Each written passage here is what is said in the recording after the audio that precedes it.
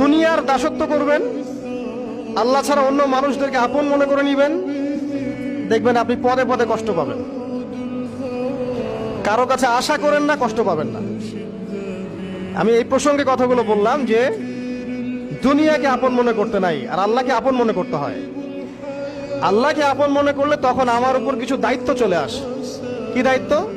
আল্লাহ আমাকে সৃষ্টি করেছেন, রিজিক দিয়েছেন, লালন পালন করছেন, বাঁচিয়ে রেখেছেন, তার হাতে আমার মৃত্যু, তার হাতে সবকিছু।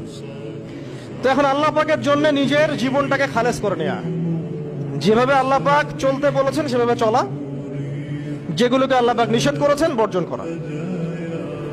আর রাসূলুল্লাহ সাল্লাল্লাহু আলাইহি ওয়াসাল্লামের সুন্নাহ আল্লাহ পাক রেখে দিয়েছেন আমাদের সামনে। এই সুন্নাহগুলো যদি আমরা অনুসরণ করতে পারি, ইনশাআল্লাহ এই দুনিয়াতে কিছু পাই বা না পাই, ইনশাআল্লাহ পরকালে আপনি আল্লাহর ক্ষমা পাবেন ইনশাআল্লাহ।